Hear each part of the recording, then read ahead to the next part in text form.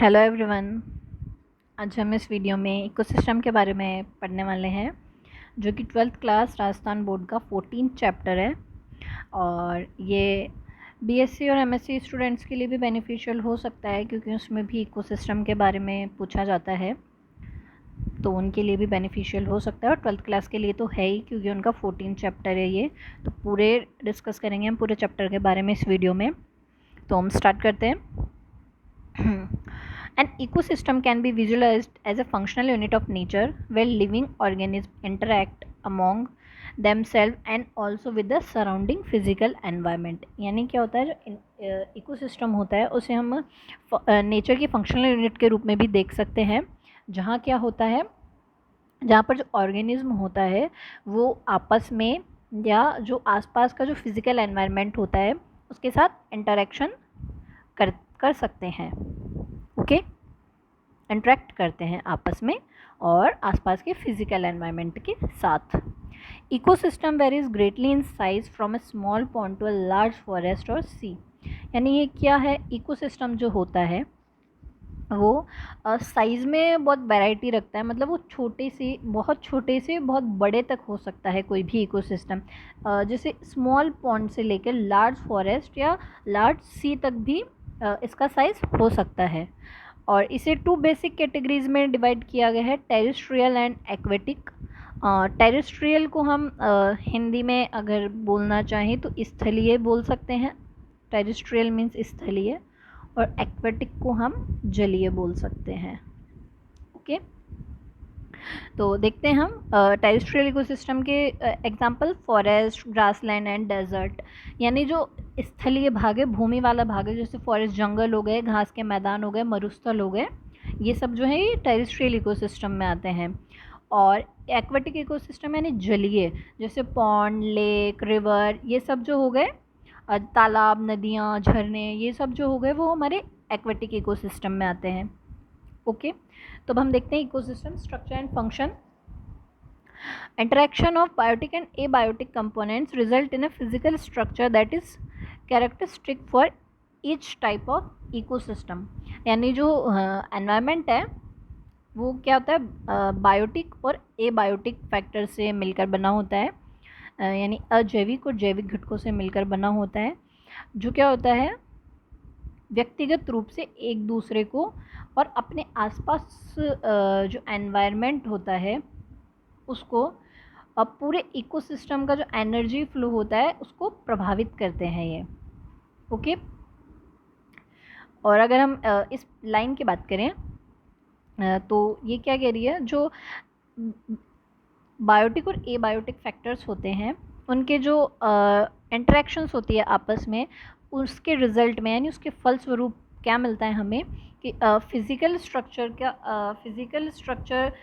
विकसित होती है, जो क्या करती है, जो ईच टाइप ऑफ इकोसिस्टम है उसका कैरेक्टरिस्टिक्स होती है, यानी उसकी विशेषता है ये।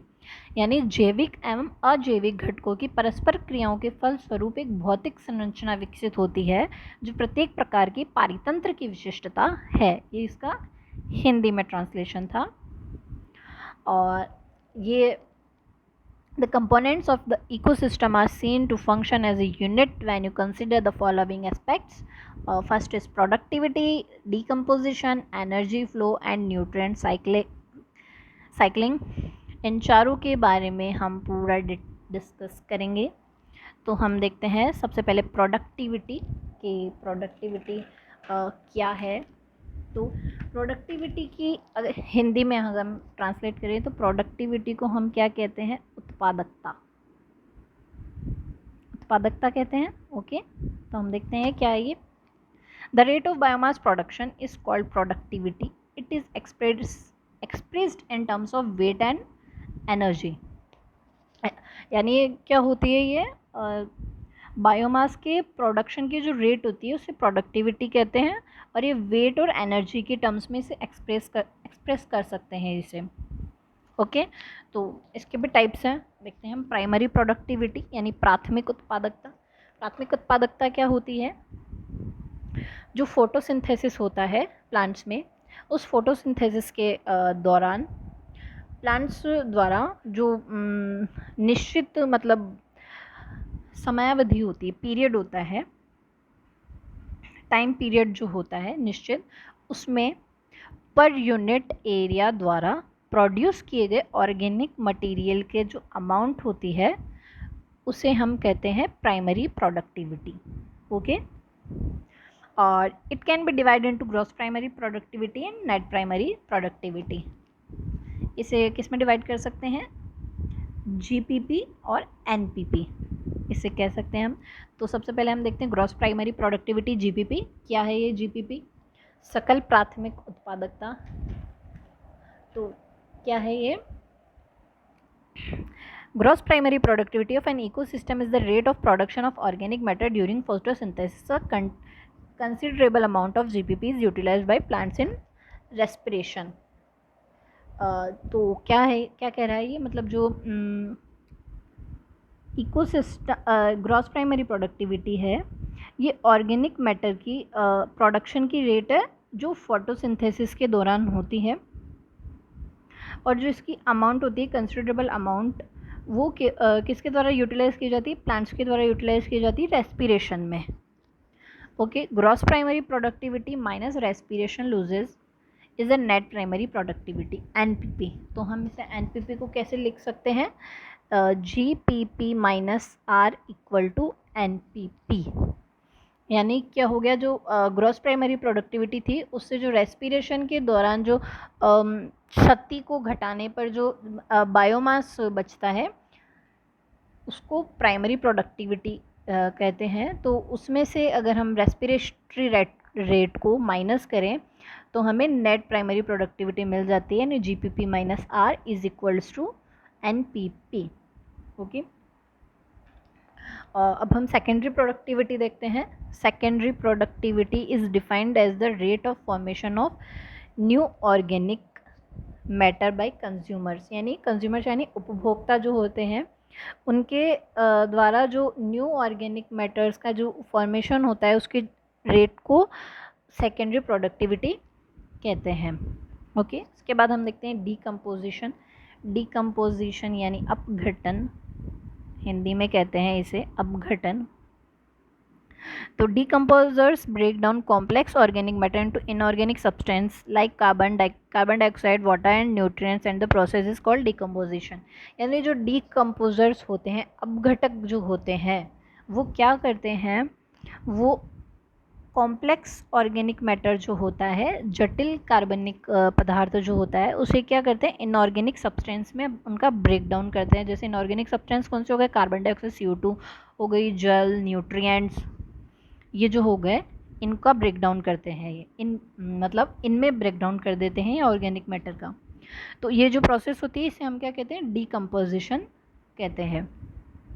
The important steps in the process of decomposition are fragmentation, leaching, catabolism, humification and mineralization. ये इसके 5 important steps है: fragmentation, leaching, catabolism, humification and mineralization। तो अब हम सबसे एक एक करके इनके बारे में देखते हैं। सबसे पहले देखते हैं हम फ्रैगमेंटेशन। फ्रैगमेंटेशन को हम खंडन कह सकते हैं हिंदी में। तो जो डेट्रिटिवोर्स होते हैं जैसे अर्थवॉर्म, ये क्या करते हैं? ये ब्रेक डाउन कर देते हैं डेट्रिट्स का इन स्मॉल पार्टिकल्स में।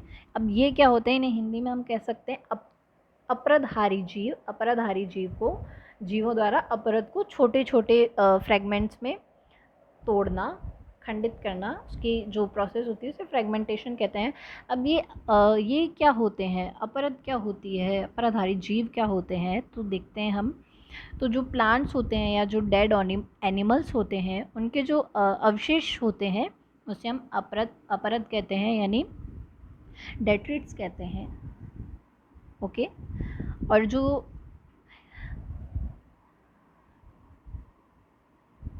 ठीक है, और जो मतलब जो जंतु होते हैं, जो एनिमल्स होते हैं, जो इस अपरद से पोषण प्राप्त करते हैं उसे अपराधारी जीव कह देते हैं हम। ओके, उसके बाद हम देखते हैं लीचिंग। लीचिंग को हम कह सकते हैं निक्षालन। By the process of leaching water soluble inorganic nutrients go down into the soil horizon and get precipitated as unavailable salts।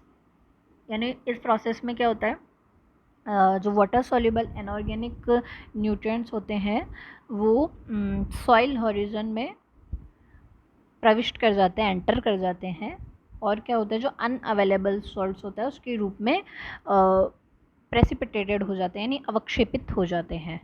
Okay, next catabolism देखते हैं हम। कैटाबॉलिज्म क्या है? कैटाबॉलिज्म यानी अपचयन। Bacterial and fungal enzyme degrade detritus into simpler inorganic substance. This process is called as catabolism। यानी जो bacterial और फंगल एंजाइम होते हैं वो क्या करते हैं, वो सिंपल इनऑर्गेनिक सब्सटेंस में तोड़ देते हैं। किसको तोड़ते हैं? डेट्रिट्स को तोड़ते हैं, यानी अपरत को तोड़ देते हैं, इस प्रोसेस को हम कैटाबॉलिज्म कहते हैं। अब हम नेक्स्ट देखते हैं ह्यूमिफिकेशन, यानी ह्यूमस भवन इसको हिंदी में कह सकते हैं। ये क्या होता है? ह्यूमिफिकेशन क्या होता है? इसके द्वारा एक डार्क कलर की क्रिस्टल रहित जो तत्व होते हैं, सब्सटेंस होते हैं, उसका फॉर्मेशन होता है, जिसे क्या कहते हैं, जिसे ह्यूमस कहते हैं। जो क्या जैसे ह्यूमस कहते हैं। ओके, इसका जो अपघटन होता है वो बहुत ही धीमी गति से होता है, हम कह सकते हैं बहुत ही स्लो रेट से होता है इसका डिकम्पोजिशन। तो ओके, और being colloidal in nature it serves as a reservoir of nutrients.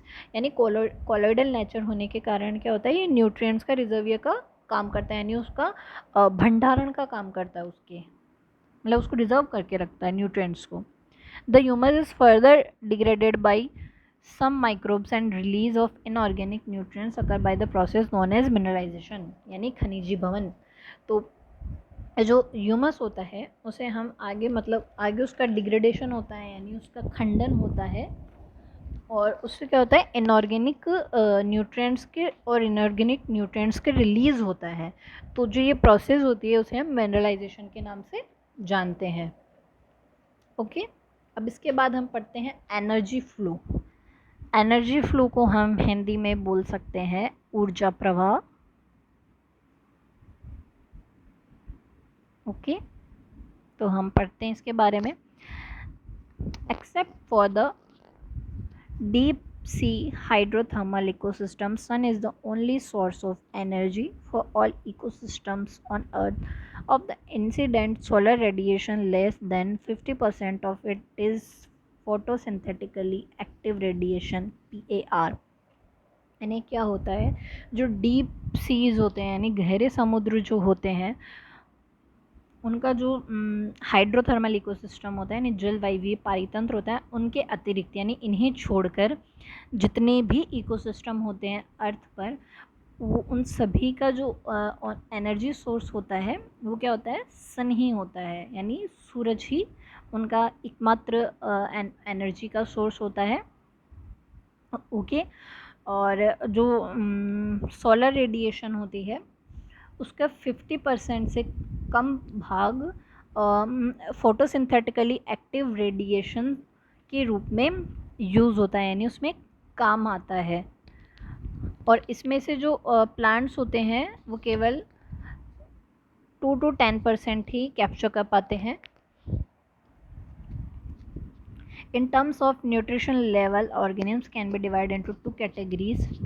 इनको न्यूट्रिशन लेवल यानी पोषण स्तर के आधार पर ऑर्गेनिज्म को हम क्या कर सकते हैं, 2 कैटेगरीज में डिवाइड कर सकते हैं। पहला है प्रोड्यूसर या ऑटोट्रॉफ्स।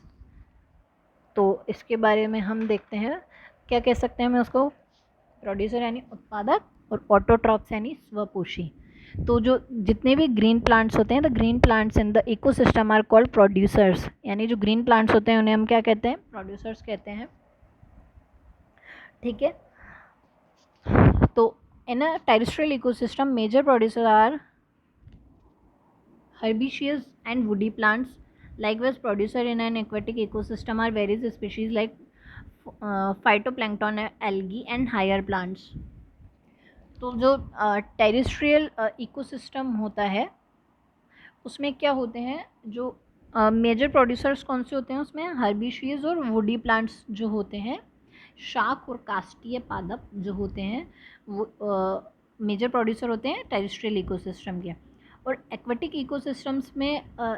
इकोसिस्टम्स में क्या होते हैं, जो एल्गी और हायर प्लांट्स या फाइटोप्लैंक्टन जो होते हैं वो प्रोड्यूसर्स होते हैं एक्वेटिक इकोसिस्टम के। ओके, तो अब हम नेक्स्ट देखते हैं कंज्यूमर या हेटेरोट्रॉफ्स। कंज्यूमर्स को हम कहते हैं उपभोक्ता, यानी जो उपभोग कर रहा है, जो प्रोड्यूसर्स से जो उपभोग करते हैं कंज्यूमर्स। और हेटेरोट्रॉफ्स यानी विषमपोषी। तो जो all animals depends on plants directly या indirectly for their food need, they are hence called consumer and also heterotrophs. यानी क्या है, जो एनिमल्स होते हैं जो सभी डिपेंड्स करते हैं प्लांट्स पर, चाहे डायरेक्टली करो चाहे इनडायरेक्टली करो, पर अपने फूड की नीड को पूरा करने के लिए जो प्लांट्स पर डिपेंड करते हैं उन्हें हम कंज्यूमर्स कहते हैं। और इन्हें हेटेरोट्रॉफ्स भी कह सकते हैं। जैसे इसके नाम में ही है विषम पोषी, यानी विषम माने दूसरा, दूसरे से ये अपना पोषण प्राप्त करते हैं। और स्वपोषी, स्व माने खुद, स्वयं, तो वो खुद ही प्रोड्यूस करते हैं, यानी प्रोड्यूसर्स हो गए। तो जो एनिमल्स डिपेंडेड होते हैं प्लांट्स पर अपने फूड की नीड के लिए, उन्हें हम कंज्यूमर्स कह सकते हैं या हेटेरोट्रॉफ्स भी बोल सकते हैं। ठीक है। If they feed on the producer, the plants, they are called primary consumers. And if the animals eat other animals, which in turn eat the plants or they produce, they are called secondary consumers. यानी अब इसमें क्या आया, दो आ गए, primary consumers आया और secondary consumers आया।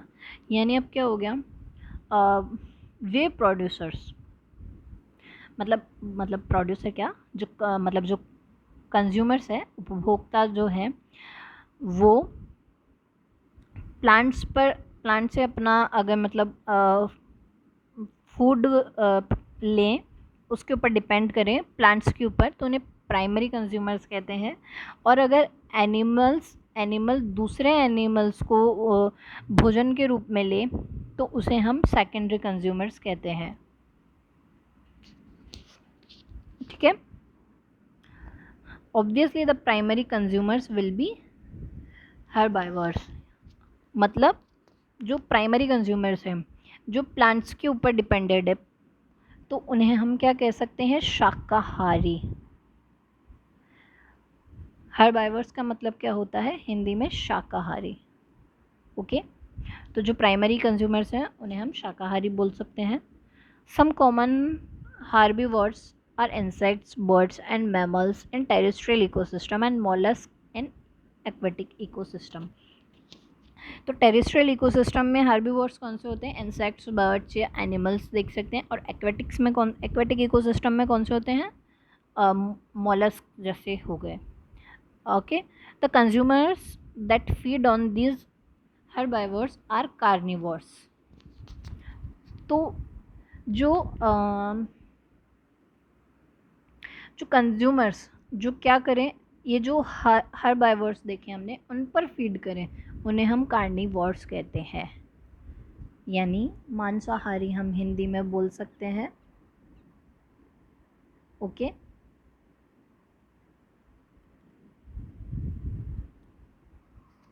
तो हम नेक्स्ट देखते हैं, those animal that depend on the primary carnivores for food are labelled secondary carnivores. मतलब जो एनिमल अगर प्राइमरी कार्निवोर्स पर डिपेंड करें अपने फूड के लिए, तो उन्हें हम सेकेंडरी कार्निवोर्स भी कह सकते हैं। A simple grazing food chain is depicted below. ये सिंपल फूड चेन है। ग्रास, ये प्रोड्यूसर हो गई ग्रास, घास, यानी प्राइमरी कंज्यूमर हो गई गोट जो इसे खाएगी, और सेकेंडरी कंज्यूमर हो गया जो प्राइमरी कंज्यूमर को फीड करेगा। तो ये सिंपल फूड चेन हो गई। The detritus food chain begins with dead organic matter. It is made up of decomposers which are heterotrophic organism, mainly fungi and bacteria. तो एक हो गई simple chain, simple food chain हो गई। Okay, simple food chain में हमने देखा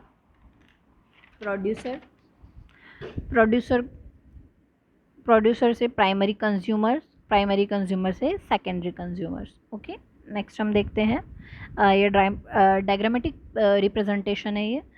ये प्राइमरी प्रोड्यूसर्स, इसको ईट करेंगे प्राइमरी कंज्यूमर्स, उसके बाद सेकेंडरी कंज्यूमर्स और फिर टर्शरी कंज्यूमर्स। इसके ये इधर एग्जांपल भी ये फर्स्ट ट्रॉफिक लेवल हो सकता है, जैसे प्लांट है, हो गए phytoplankton, grass, trees. Second trophic level यानी प्राइमरी जो कंज्यूमर्स हो गए, जैसे हर्बाइवर्स, अपन ने देखा अभी, हमने देखा कि प्लांट्स को पे कौन नीडेड है। फिर जो इन पे नीडेड है वो कार्निवर्स हो गए, और टॉप कार्निवर्स हो गए फिर जो इन कार्निवर्स पर डिपेंडेड है। ये इनके एग्जांपल्स हैं। ओके, नेक्स्ट हम देखते हैं फूड वेब, खाद्य जाल। In an ecosystem organism of many food chains interconnect with each other for food which create a network of food chains called food web. Okay, तो फूड वेब को हम क्या कह सकते हैं कि किसी इकोसिस्टम में जो फूड चेन होती है वो फूड क्या होती है, भोजन के लिए एक दूसरे से कनेक्ट रहती है। तो कनेक्ट रहने से क्या होता है, बहुत सारी फूड चेन का एक जाल निर्मित होता है, जिसे हम क्या कह देते हैं, फूड वेब कह देते हैं, खाद्य जाल कह देते हैं। नेक्स्ट हम देखते हैं इकोलॉजिकल पिरामिड, पारिस्थितिकी स्तूप जिसे हम कह सकते हैं।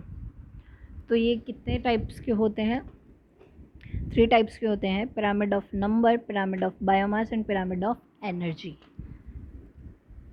तो हम एक एक करके इसके बारे में देखते हैं। सबसे पहले पिरामिड ऑफ नंबर, इसे क्या कह सकते हैं हम, ये जीव संख्या की पिरामिड कह सकते हैं हम, हिंदी में जीव संख्या।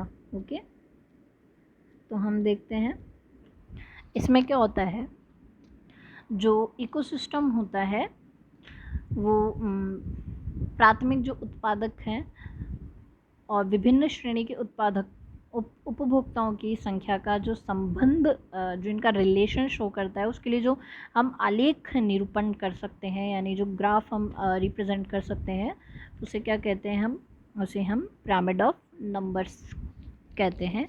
जैसा कि ये डायग्राम प्रेजेंट है, प्राइमरी प्रोड्यूसर्स, उसके बाद प्राइमरी कंज्यूमर्स, सेकेंडरी कंज्यूमर्स और टर्शरी कंज्यूमर्स। ओके, सबसे ज़्यादा, फिर कम और फिर सबसे कम। नेक्स्ट हम देखते हैं पिरामिड ऑफ बायोमास यानी जैव भार। इसे हम क्या कह सकते हैं, जैव भार के पिरामिड। जैव भार के पिरामिड क्या कहते हैं, क्या होते हैं, देखते हैं हम, जैसा कि इस डायग्राम में प्रेजेंट है।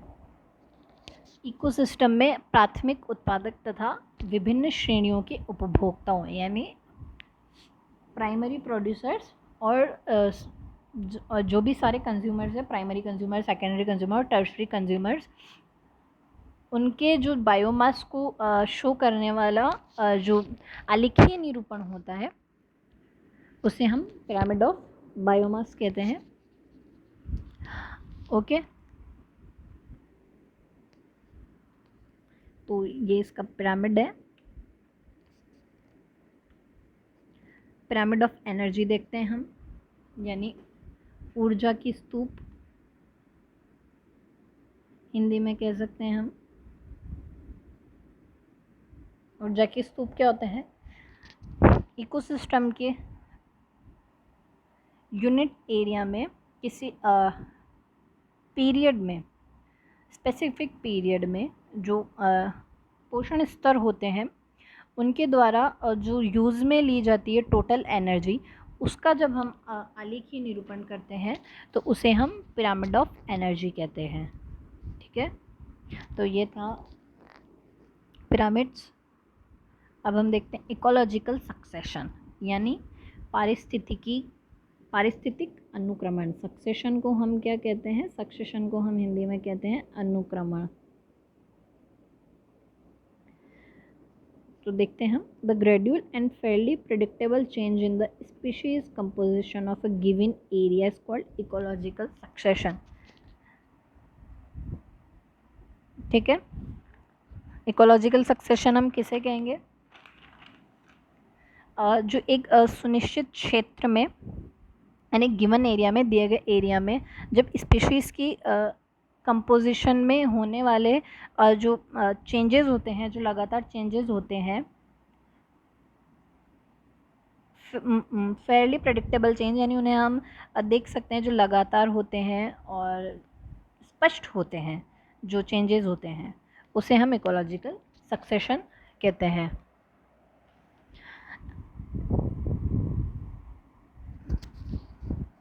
तो ये हमने देखा इकोलॉजिकल सक्सेशन। और जो इसमें जो चेंजेस होते हैं,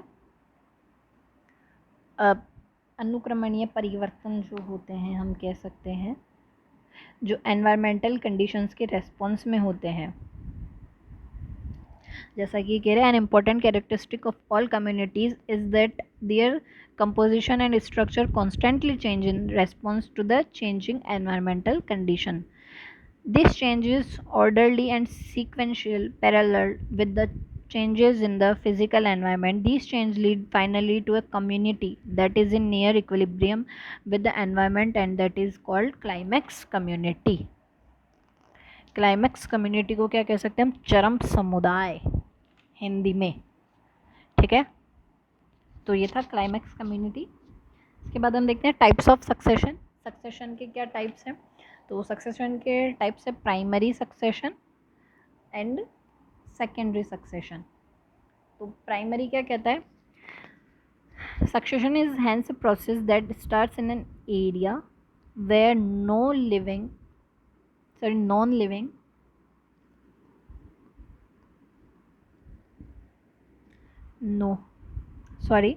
Succession is hence a process that starts in an area where no living organisms are there. यानी सक्सेशन प्राइमरी सक्सेशन है जो कहाँ से स्टार्ट होता है? जब ऐसे क्षेत्र से, ऐसे एरिया से स्टार्ट होता है जहाँ पर कोई ऑर्गेनिज्म रहने वाला नहीं हो, जहाँ पर कोई ऑर्गेनिज्म नहीं हो, इसे हम प्राइमरी सक्सेशन कहते हैं। ओके, ऑर्गेनिज्म एवर एग्जिस्टेड से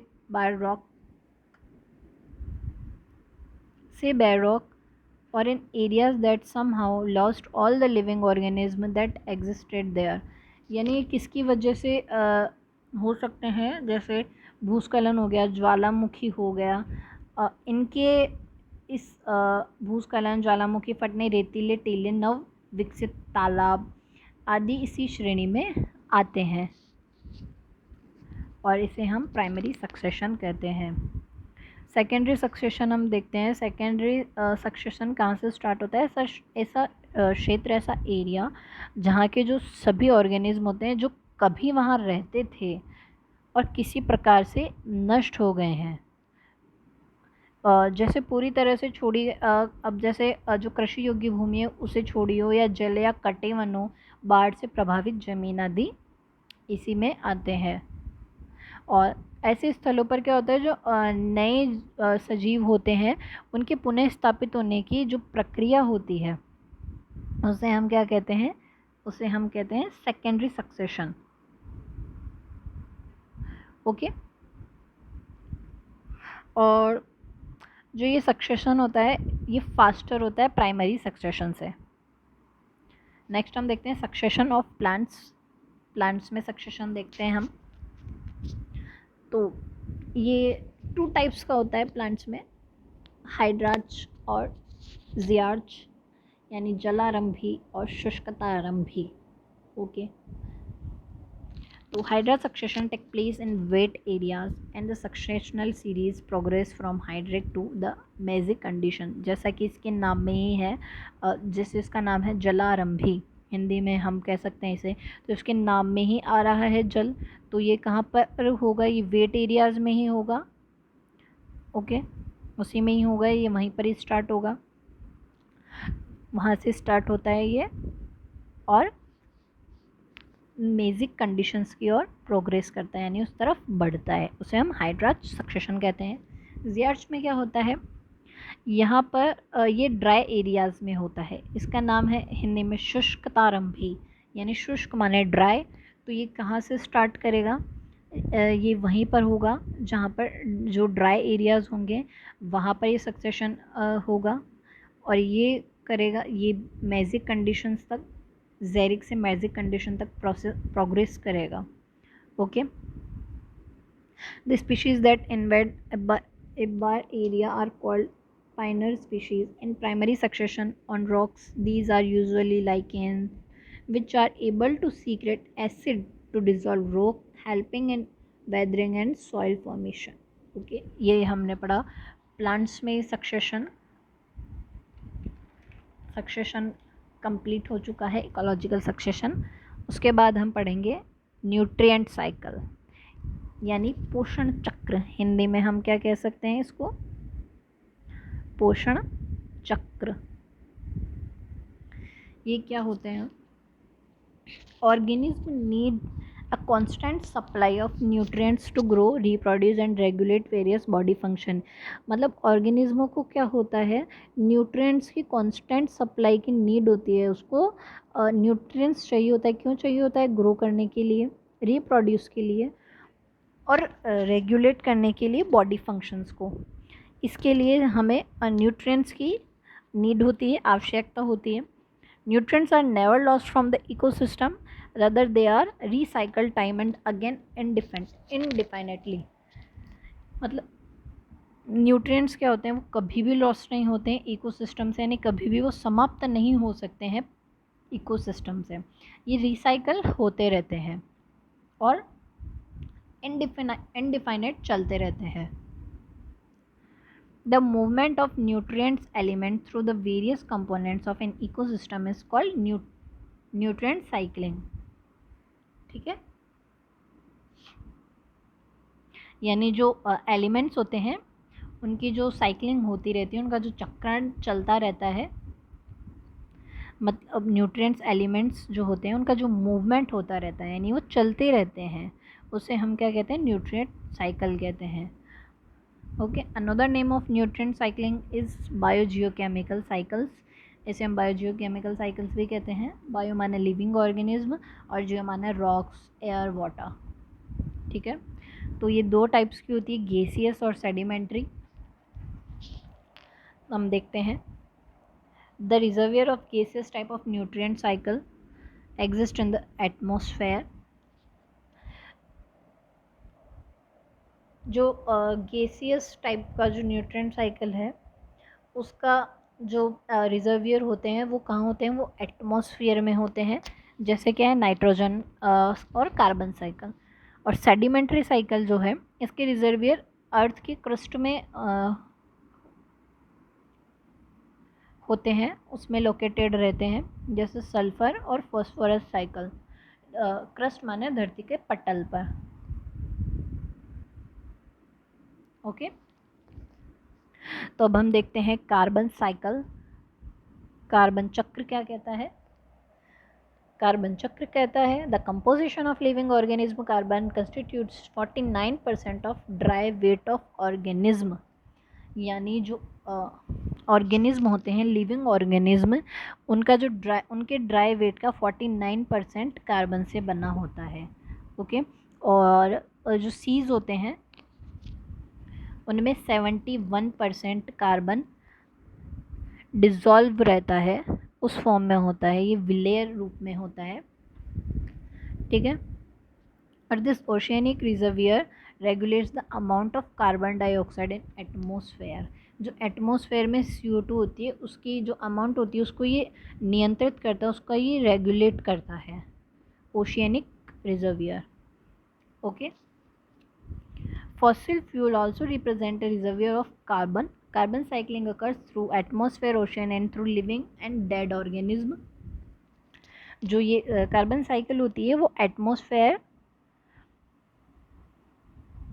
सीज या डेड और लिविंग ऑर्गेनिज्म द्वारा संपन्न होती है। Okay, according to one estimate, किसी एक एस्टिमेट द्वारा 4 into 1013 kg of carbon is fixed annually in the biosphere through photosynthesis। यानी फोटोसिंथेसिस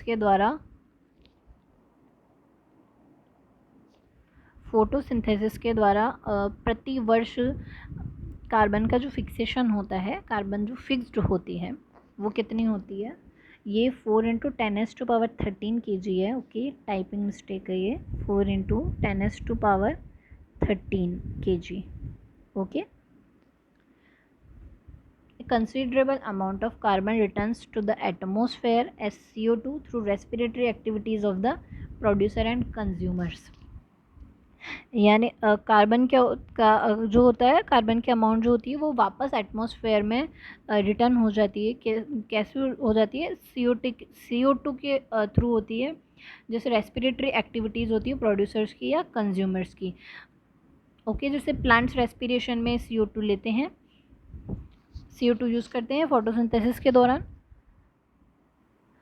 रेस्पिरेशन में यूज़ होता है इसका, तो ऐसे ही रिलीज़ हो जाती है वापस एटमॉस्फेयर में। इसकी ये साइकिल देख सकते हैं हम, ये एयर में एटमॉस्फेयर में है।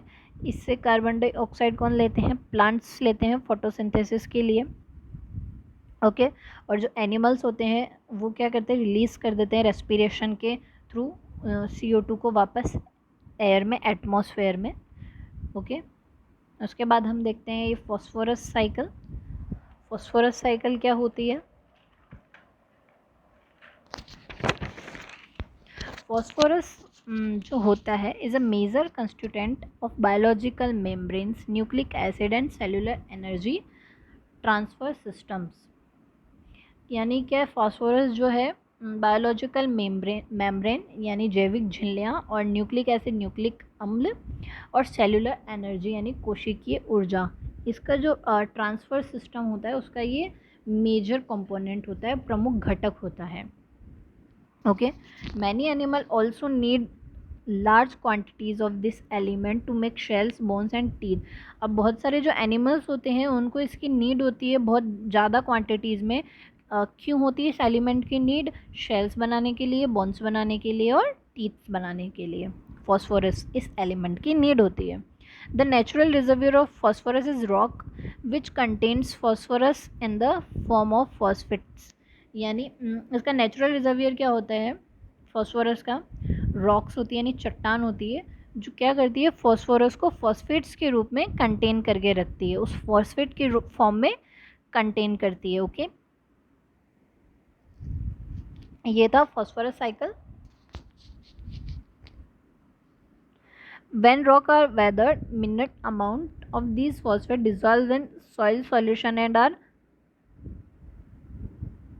absorbed by the roots of the plants। यानी ये जो फॉस्फेट है, फॉस्फेट क्या हो जाती है? सॉइल सॉल्यूशन में डिज़ोल्व हो जाती है, और रूट्स या प्लांट्स की जो रूट्स होती है, जड़ें होती है पादपों की, उनके द्वारा ये एब्जॉर्ब कर ली जाती है। ओके, और जो हर्बाइवर्स एंड अदर एनिमल्स होते हैं, शाकाहारी और अन्य जो होते हैं, वो जो इन एलिमेंट्स को पादपों से ग्रहण करते हैं, प्लांट्स से लेते हैं। Okay, the waste product and the dead organism are decomposed by phosphate, solubilizing bacteria releasing phosphorus। और इन जीवों की जो जब डेथ हो जाती है उसके बाद फॉस्फेट बैक्टीरिया द्वारा अपघटन करने पर फॉस्फोरस रिलीज़ कर दिया जाता है। ये फॉस्फोरस साइकिल हम देख सकते हैं। ओके, इसके बाद हम देखते हैं इकोसिस्टम सर्विस। पारितंत्र सेवाएं क्या है? The products of ecosystem process are named as ecosystem service. यानी जो ये प्रक्रिया होती है, इकोसिस्टम प्रोसेस जो होती है, उसके जो प्रोडक्ट्स होते हैं उसे हम क्या कहते हैं? इकोसिस्टम सर्विस कह देते हैं। इकोसिस्टम प्रोसेस के प्रोडक्ट्स को इकोसिस्टम सर्विस कह देते हैं। ओके, फॉर एग्जांपल हम देखें, healthy forest ecosystem purify air and water.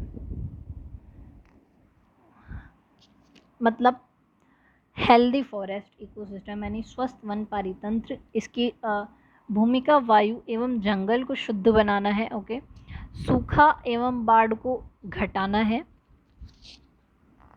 Okay, मतलब जो सूखा हो जाता है या बाढ़ जैसी सिचुएशन आ जाती है उसको घटाना है, और जो न्यूट्रिएंट्स होते हैं उनकी साइक्लिंग करवाना है। Okay, cycle nutrients, generate fertile soils, provide wildlife habitat, maintain biodiversity को maintain रखना है, और provide storage site for carbon and also provide aesthetic culture and spiritual values. Okay, तो ये था इकोसिस्टम सर्विस। और इस पूरे वीडियो में हमने इकोसिस्टम के बारे में समझा। ये 12th क्लास राजस्थान बोर्ड का 14th चैप्टर है। इफ़ यू इंटरेस्टेड, आपको अगर समझ में आया हो, मेरे वीडियोज़ अच्छे लगे हों, तो please subscribe my channel and thank you so much for watching this video.